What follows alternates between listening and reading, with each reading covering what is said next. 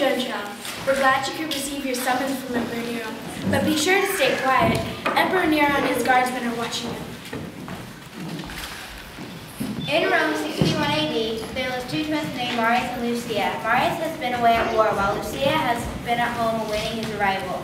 As I speak, Lucia is anxiously pacing the portico of the villa, waiting for Marius to return.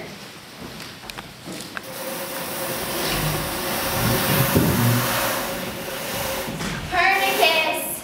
Pernicus! Pernicus! Oh, where can that good-for-nothing be? This happens every time. Pernicus! Already it goes dark, and still that good-for-nothing does not appear. Oh, my lady Lucia. Pernicus, you are injured, you poor thing. Oh, whatever happened? As you instructed, I went to the forum to learn if your brother's legion was to return to Rome tonight. Well, what did you learn? I grew so excited at the news that I had to run back to tell you. Tell me what? What is the news? In my haste, I slipped and fell in the Via Dolorosa. I lay in great pain for some time. But what of Marius? Has he arrived?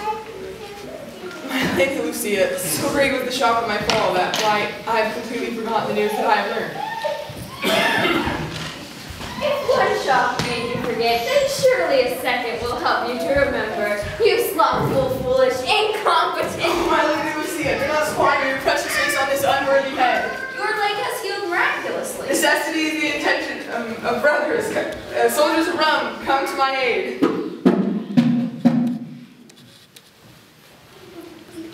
That is the flourish of Marius' legion. He has arrived. Beloved sister. Beloved brother. Oh, now I have a headache to add to my troubles. I'd best take off to bed.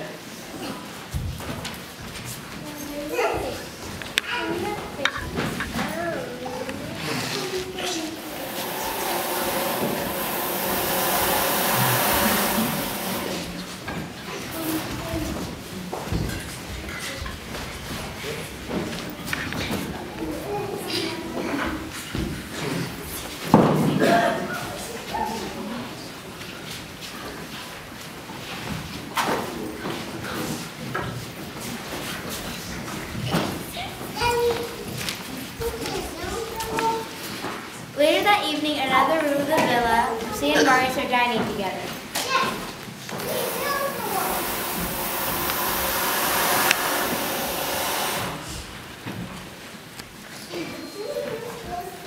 Although it grows late, I know I could stay up all night to listen to your stories of the wars in Gaul. Oh, Marius, being a Roman maiden is so dull. I can't hear enough of your stirring tales of valor and battle.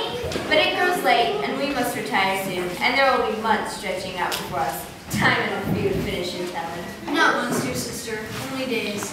What do you mean, only days? Our legion has returned to Rome only so that our armor may be reinforced, our weapons repaired, and our ranks repeated. I have been promoted to the rank of princeps, and in 3 days' time, me and my commander will embark for Jerusalem. And who is your new commander? Solidus, son of Vespasian. Do you remember him from my school days? He was a few years my senior, but we're optimistic. Lucia, you're blushing. Ah, now I recall. You always had a place in your heart for Solidus, didn't you? No less a place than you have for his cousin, Lady Silvia Placera. Have you heard from her lately? Not since the Lupercal. She spurned my proposal, but enough of her. Solidus, whom you so admire, is said to be the finest commander in the Roman army. And I've been told that to serve as princeps is the dream of many a young Roman officer. And I know that I should be bursting with enthusiasm for my new post. And yet I grow weary of a legionnaire's life. You grow weary of a legionnaire's life? Think of what it would be like in Judea, my sister. Endlessly shouting out commands to mindless soldiers.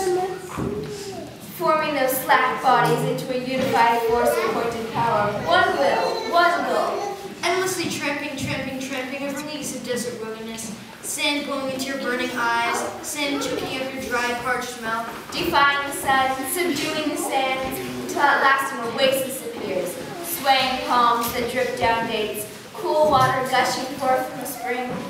Endlessly marching through crooked streets of Jerusalem, surrounded by barbarian rabble, holding off your nose to their stench, closing off your ears to their harsh and babbling tongues. Jerusalem sings moon-white walls and sun-gold domes, exotic markets brimming with jewels and silk and sandalwood, the measured music of a million mouths at prayer. The life of a soldier in Rome. The life of a soldier in Rome. Lucia, I know that gesture. When you were younger, and then you were hatching a plan, and it usually meant trouble. Lucia, I'm happy with being a Roman soldier. No plans, no schemes, please. Forget the rest. What if I served as Princeps in your place? Lucia, you were mad. Soldiering is hard, money, bloody work, men's work. But you've told me yourself that what you do now is mostly give commands. Yes, that's true, but... And we still look alike. Why, put your armor on me and I'll look more the part of Marius than you do. I won't even hear of it. I'm going to take a walk. Think of it, my darling mother. I'll be able to escape the dull life of Roman maiden, travel to Judea, and spend every day in the presence of Solidus, the man I adore. Imagine the sound of those marching feet, the clamor of battle, the sweet taste of victory. They victors. But what about me? I don't plan to disguise myself as you while I wait 2 years from spinning and cooking. I have it. Marius, recall how often you were unable to find a boy who was your peer in size and strength and asked me to be your sparring partner? We were good children then. No matter. Here are the old swords we used in those years. Come, give it a try.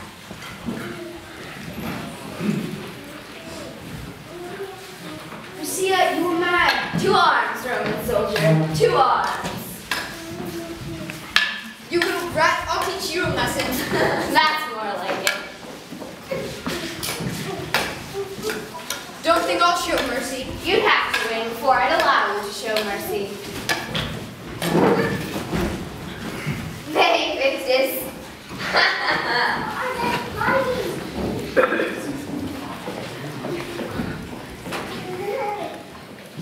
Oh, brother, dear one, you are hurt. No, it is nothing. Here, let me rub it. Oh, Marius, now you are angry with me. I'm sorry to have hurt you. You know, what hurts me most is that you proved your point. If there's any maiden in Rome fine enough to command a legion, it is you. But I pity poor Solidus, who has his hands full with fire and refuses to second in command. Then you will let me go in your place. I suppose Judea is a quiet enough place. Now and then there is a rumbling over taxes or temples, or a would-be prophet arises out of the rabble and sets a small rebellion, but nothing much comes of it. Judea is just a dull and desolate desert, destined to be forgotten by times to come. Within a year, I, that is, you, return to Judea and still be return to Rome and still be in one piece. But I insist on one condition only. You must take Pernicus with you. In case there's any trouble, he's to communicate with me immediately. If he doesn't stab himself with his pen while he writes to you. But what about me? I don't plan to disguise myself as you and while away 2 years from spinning and cooking. I have it. You can spend the time with your beloved, Sibia Placera. That'd be a dream come true. But how could it come about? Sibia has just begun building herself a new villa, close to the Forum. With all the other construction Emperor Nero has underway, however, it's dreadfully difficult for her to find a skilled craftsman. Pernicus knows the 4 men there. He can introduce you as a skilled stonesman, fresh from the provinces, one Petrus by name. For the next year, you'll be able to look upon your beloved Sibia every day. And perhaps now and then she'll even look at you. You little... Help, help, oh help, a Roman maiden in distress. Ow, is that any way to greet me, my master, in so long an absence? Ow, ow. Pernicus, I'm sorry to have hurt you. Lucia, you and your endless pranks. Pernicus, you are injured. Is it the same leg? No, it is the other. At least my pain is balanced now. Only because I know Pernicus is there to protect you do I allow you to go to Judea. Judea? Lucia goes to Judea. And with me? What does all this mean? We must all retire now, but tomorrow, Pernicus, we will have much to tell you.